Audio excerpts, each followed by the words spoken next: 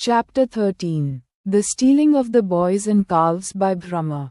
It is said that it is the nature of a devotee to constantly apply his mind, energy, words, ears, etc. in hearing and chanting about Kṛṣṇa. This is called Kṛṣṇa consciousness, and for one who is rapt in hearing and chanting about Kṛṣṇa, the subject matter never becomes hackneyed or old. That is the significance of transcendental subject matter in contrast to material subject matter. Material subject matter becomes stale, and one cannot hear a certain subject for a long time. He wants change, but as far as transcendental subject matter is concerned, it is called Nitya Nava Navayamana. This means that one can go on chanting and hearing about the Lord and never feel tired but remain fresh and eager to hear more and more. It is the duty of the spiritual master to disclose all confidential subject matter to the inquisitive and sincere disciple.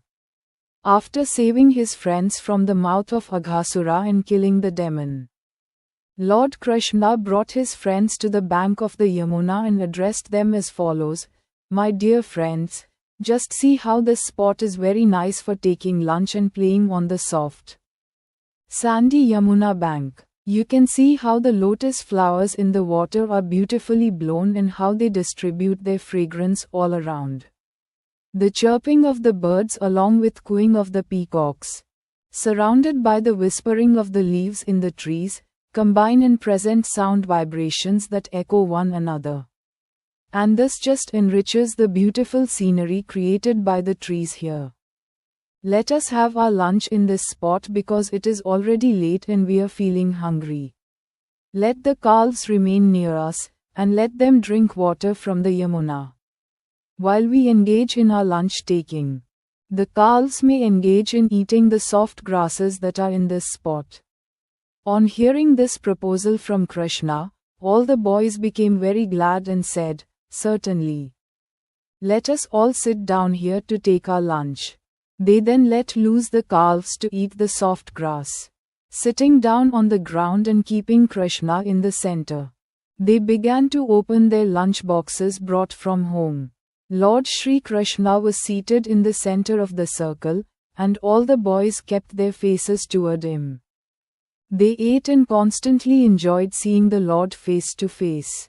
Kṛṣṇa appeared to be the whirl of a lotus flower, and the boys surrounding him appeared to be its different petals. The boys collected flowers, leaves of flowers and the bark of trees and placed their lunch on them, as well as in their lunch boxes, and thus they began to eat their lunch, keeping company with Kṛṣṇa. While taking lunch, each boy began to manifest different kinds of relations with Kṛṣṇa, and they enjoyed each other's company with joking words. While Lord Kṛṣṇa was thus enjoying lunch with his friends, his flute was pushed within the belt of his cloth on his right side, and his bugle and cane were pushed in on the left-hand side of his cloth. In his left palm he was holding a lump of food prepared with yogurt, butter, rice and pieces of fruit salad, which could be seen through his petal-like finger joints. The Supreme Personality of Godhead, who accepts the results of all great sacrifices, was laughing and joking, enjoying lunch with his friends in Vrindavan. And thus the scene was being observed by the demigods from heaven. As for the boys, they were simply enjoying transcendental bliss in the company of the Supreme Personality of Godhead. At that time, the calves that were pasturing nearby entered into the deep forest, allowed by new grasses, and gradually went out of sight. When the boys saw that the calves were not nearby, they became afraid for their safety, and they immediately cried out, "Kṛṣṇa! Kṛṣṇa is the killer of fear personified." Everyone is afraid of fear personified, but fear personified is afraid of Kṛṣṇa. By crying out the word, Kṛṣṇa, the boys at once transcended the fearful situation. Out of his great affection, Kṛṣṇa did not want his friends to give up their pleasing lunch engagement and go searching for the calves. He therefore said, "My dear friends, You need not interrupt your lunch. Go on enjoying. I am going personally to find the calves. Thus Lord Kṛṣṇa, still carrying the lump of yogurt and rice preparation in his left hand, immediately started to search out the calves in the caves and bushes. He searched in the mountain holes and in the forests, but nowhere could he find them. At the time when Aghasura was killed and the demigods were looking on the incident with great surprise, Brahmā, who was born of the lotus flower growing out of the navel of Vishnu, also came to see. He was surprised how a little boy like Kṛṣṇa could act so wonderfully. Although he was informed that the little cowherd boy was the Supreme Personality of Godhead, he wanted to see more of the Lord's glorious pastimes, and thus he stole all the calves and cowherd boys and took them to a different place. Lord Kṛṣṇa, therefore, in spite of searching for the calves, could not find them, and he even lost his boyfriends on the bank of the Yamuna, where they had been taking their lunch, in the form of a cowherd boy. Lord Kṛṣṇa was very little in comparison to Brahmā, but because he is the Supreme Personality of Godhead, he could immediately understand that all the calves and boys had been stolen by Brahmā. Kṛṣṇa thought, Brahmā has taken away all the boys and calves. How can I alone return to Vyāsadeva? The mothers will be aggrieved. Therefore, in order to satisfy the mothers of his friends, as well as to convince Brahmā of the supremacy of the personality of Godhead, he immediately expanded himself as the cowherd boys and calves. In the Vedas it is said that the Supreme Personality of Godhead has already expanded himself into so many living entities by his energy. Therefore it was not very difficult for him to expand himself again into so many boys and calves. He expanded himself to become exactly like the boys, who were of all different features and facial and bodily constructions, and who were different in their clothing and ornaments and in their behavior and personal activities. In other words, although each boy, being an individual soul, had entirely different tastes, activities and behavior, Kṛṣṇa exactly expanded himself into all the different positions of the individual boys. He also became the calves, who were also of different sizes, colors, activities, etc. This was possible because everything is an expansion of Kṛṣṇa's energy. In the Vishnu Purana it is said, Parasya Brahmana Sakte. Whatever we actually see in the cosmic manifestation, be it matter or the activities of the living entities, is simply an expansion of the energies of the Lord. As heat and light are the different expansions of fire. Thus expanding himself as the boys and calves in their individual capacities, and surrounded by such expansions of himself, Kṛṣṇa entered the village of Vyāsadeva. The residents had no knowledge of what had happened. After entering the village of Vyāsadeva, all the calves entered their respective cowsheds, and the boys went to their respective mothers and homes. The mothers of the boys heard the vibration of their flutes before their entrance, and to receive them, they came out of their homes and embraced them. And out of maternal affection, milk was flowing from their breasts, and they allowed the boys to drink it. However, their offering was not exactly to their boys but to the Supreme Personality of Godhead, who had expanded himself into such boys. This was a chance for all the mothers of Vyāsadeva to feed the Supreme Personality of Godhead with their own milk. Therefore not only did Lord Kṛṣṇa give Yashoda the chance to feed him, but this time he gave the chance to all the other elder gopis. All the boys dealt with their mothers as usual. And the mothers also, on the approach of evening, bathed their respective children, decorated them with tilaka and ornaments and gave them necessary food after the day's labor. The cows also, who had been away in the pasturing ground, returned in the evening and called their respective calves. The calves immediately came to their mothers, and the mothers began to lick the bodies of the calves. These relations of the cows and the gopis with their calves and boys remained unchanged. Although actually the original calves and boys were not there. Actually the cows' affection for their calves and the elder gopis' affection for their boys causelessly increased. Their affection increased naturally, even though the calves and boys were not their offspring. Although the cows and elder gopis of Vyāsadeva had greater affection for Kṛṣṇa than for their own offspring, after this incident their affection for their offspring increased unlimitedly. Exactly as it did for Kṛṣṇa. For 1 year continuously, Kṛṣṇa himself expanded as the calves and cowherd boys and was present in the pasturing ground. As it is stated in the Bhagavad Gita, Kṛṣṇa's expansion is situated in everyone's heart as the Supersoul. But in this case, instead of expanding himself as the Supersoul, he expanded himself as a portion of calves and cowherd boys for 1 continuous year. One day, a few days before a year had passed, Kṛṣṇa and Balarama were maintaining the calves in the forest when they saw some cows grazing on the top of Govardhana hill. The cows could see down into the valley where the calves were being taken care of by the boys. Suddenly, on sighting the calves, the cows began to run toward them. They leaped downhill with joined front and rear legs. The cows were so melted with affection for the calves that they did not care about the rough path from the top of Govardhana hill down to the pasturing ground. They approached the calves with their milk bags full of milk, and they raised their tails upwards.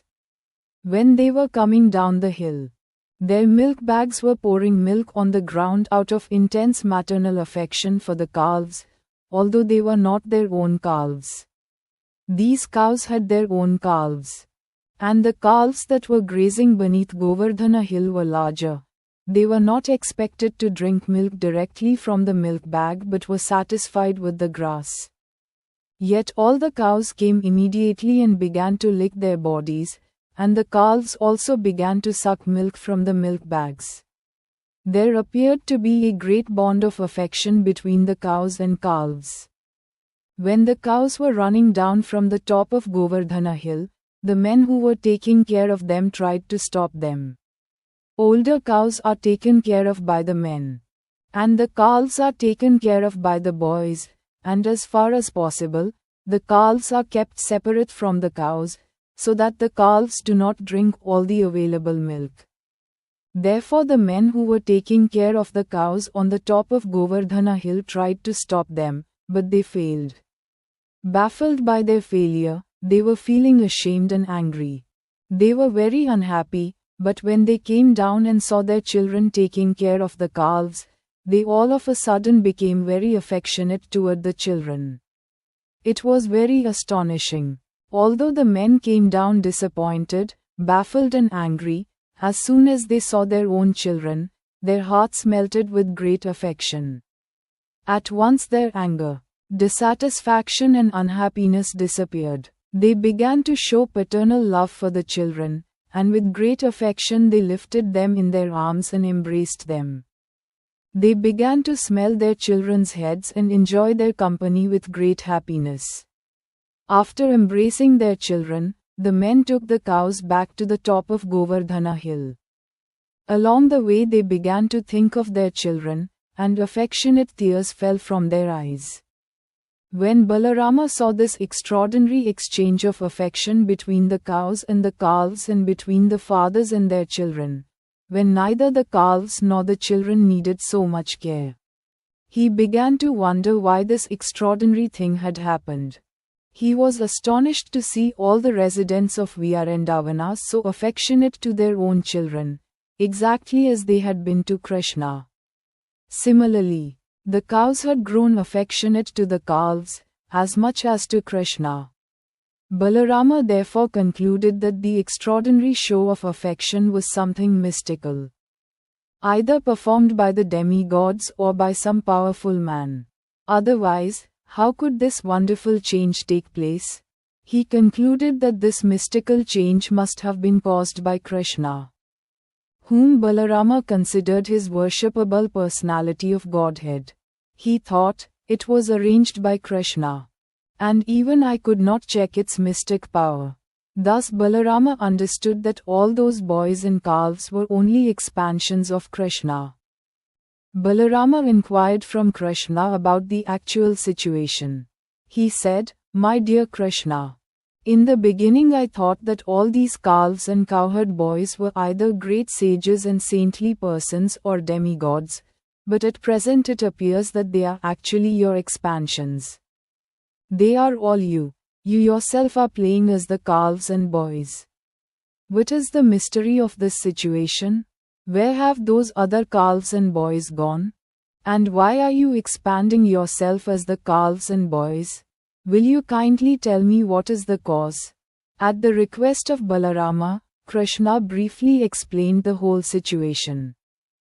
How the calves and boys had been stolen by Brahmā and how Kṛṣṇa was concealing the incident by expanding himself so people would not know that the original calves and boys were missing. While Kṛṣṇa and Balarama were talking, Brahmā returned after a moment's interval, according to the duration of his life. We have information of Lord Brahma's duration of life from the Bhagavad Gita. 1000 times the duration of the 4 ages, or 1000 times 4,320,000 years, constitute Brahma's 12 hours. Similarly, 1 moment of Brahma's time is equal to 1 year of our solar calculation. After 1 moment of Brahma's calculation, Brahmā came back to see the fun caused by his stealing the boys and calves. But he was also afraid that he was playing with fire. Kṛṣṇa was his master, and he had played mischief for fun by taking away his calves and boys. He was really anxious, so he did not stay away very long. He came back after a moment, by his calculation. He saw that all the boys and calves were playing with Kṛṣṇa in the same way as when he had come upon them. Although he was confident that he had taken them and made them lie down asleep under the spell of his mystic power, Brahmā began to think, all the boys and calves were taken away by me. And I know they are still sleeping. How is it that a similar batch of boys and calves is playing with Kṛṣṇa? Is it that they are not influenced by my mystic power? Have they been playing continually for 1 year with Kṛṣṇa? Brahmā tried to understand who they were and how they were uninfluenced by his mystic power, but he could not ascertain it. In other words, he himself came under the spell of his own mystic power. The influence of his mystic power appeared like snow in darkness or a glowworm in the daytime. During the night's darkness, the glowworm can show some glittering power, and the snow piled up on the top of a hill or on the ground can shine during the daytime. But at night the snow has no silver glitter. Nor does the glowworm have any illuminating power during the daytime. Similarly, when the small mystic power exhibited by Brahmā was before the mystic power of Kṛṣṇa, it was just like snow at night or a glowworm during the day. When a man of small mystic power wants to show potency in the presence of greater mystic power, he diminishes his own influence. He does not increase it. Even such a great personality as Brahmā, when he wanted to show his mystic power before Kṛṣṇa, became ludicrous. Brahmā was thus confused about his own mystic power. In order to convince Brahmā that all those calves and boys were not the original ones, the calves and boys who were playing with Kṛṣṇa transformed into Vishnu forms.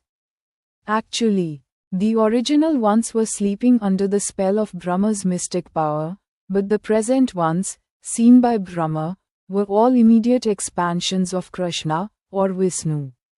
Vishnu is the expansion of Kṛṣṇa. So the Vishnu forms appeared before Brahmā. All the Vishnu forms were of bluish color and dressed in yellow garments. All of them had 4 hands decorated with club, disc, lotus flower and conch shell. On their heads were glittering golden helmets inlaid with jewels. They were bedecked with pearls and earrings and garlanded with beautiful flowers. On their chests was the mark of Śrīvasa. Their arms were decorated with armlets and other jewelry, and their necks were just like conch shells. Their legs were decorated with bells, their waists with golden belts, and their fingers with jeweled rings. Brahma also saw that upon the whole body of each Lord Vishnu, from the lotus feet up to the top of the head, fresh tulasi leaves and buds had been thrown. Another significant feature of the Vishnu forms was that all of them were looking transcendently beautiful. Their smiling resembled the moonshine, and their glancing resembled the early rising of the sun. Just by their glancing they showed themselves to be the creators and maintainers of the modes of ignorance and passion. Vishnu represents the mode of goodness, Brahma the mode of passion, and Lord Shiva the mode of ignorance. Therefore, as the maintainer of everything in the cosmic manifestation, Vishnu is also the creator and maintainer of Brahma and Lord Shiva.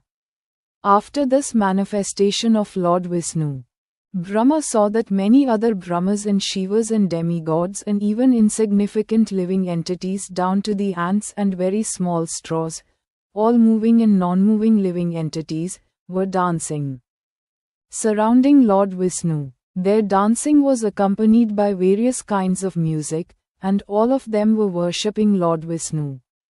Brahma realized that all those Vishnu forms were complete in mystic power. From the anima perfection of becoming small like an atom up to becoming infinite like the cosmic manifestation. All the mystic powers of Brahma, Shiva, all the demigods and the 24 elements of cosmic manifestation were fully represented in the person of Vishnu. By the influence of Lord Vishnu, all subordinate mystic powers were engaged in his worship. He was being worshipped by time, space, the cosmic manifestation, reformation, desire, activity and the three qualities of material nature. Lord Vishnu, Brahma also realized, is the reservoir of all truth, knowledge and bliss. He is the combination of three transcendental features, namely eternity, knowledge and bliss. And he is the object of worship by the followers of the Upanishads. Brahma realized that all the different forms of boys and calves transformed into Vishnu forms were not transformed by a mysticism of the type that a yogi or a demigod can display by specific powers invested in him. The calves and boys transformed into Vishnu Murtis, or Vishnu forms, were not displays of Vishnu Maya, or Vishnu's energy, but were Vishnu himself. The respective qualifications of Vishnu and Vishnu Maya are just like fire and heat. In the heat there is the qualification of fire, namely warmth, and yet heat is not fire. The manifestation of the Vishnu forms of the boys and calves was not like the heat but was rather the fire. They were all actually Vishnu. Factually, the qualification of Vishnu is full truth, full knowledge and full bliss. Another example can be given with material objects, which are reflected in many, many forms. For example, the sun is reflected in many water pots. But the reflections of the sun in the many pots are not actually the sun. There is no actual heat or light from the suns in the pots, although they appear like the sun. But the forms which Kṛṣṇa assumed were each and every one full Vishnu. The specific word used in this connection is Satya Jananantananda. Satya means truth, Janana, full knowledge, Ananta, unlimited, and Ananda, full bliss. The glories of the Supreme Personality of Godhead are so great that the impersonalistic followers of the Upanishads cannot reach the platform of knowledge to understand them. Especially the transcendental forms of the Lord are beyond the reach of the impersonalists, who can only understand, through studying the Upanishads, that the absolute truth is not matter, or is not materially restricted from Kṛṣṇa's expansion into Vishnu forms. Lord Brahma could understand by his limited potency that everything movable and immovable within the cosmic manifestation is existing due to the expansion of the energy of the Supreme Lord.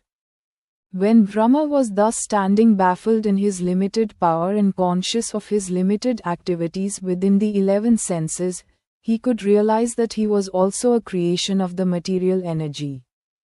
Just like a puppet. As a puppet has no independent power to dance but dances according to the direction of the puppet master.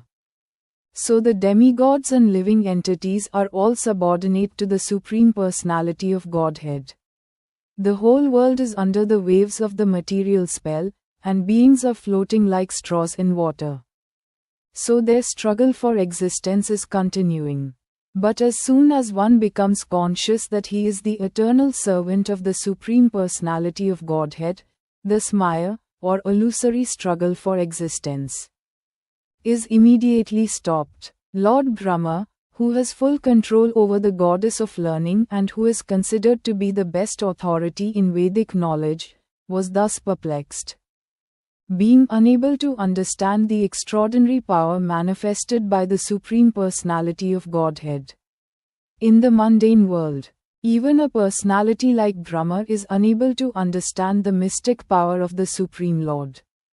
Not only did Brahma fail to understand, but he was perplexed even to see the display which was being manifested by Kṛṣṇa before him. Kṛṣṇa took compassion upon Brahma because of his inability to see how Kṛṣṇa was displaying the forms of Vishnu in transforming himself into calves and cowherd boys, and thus, while fully manifesting the Vishnu expansions, he suddenly pulled his curtain of Yogame over the scene.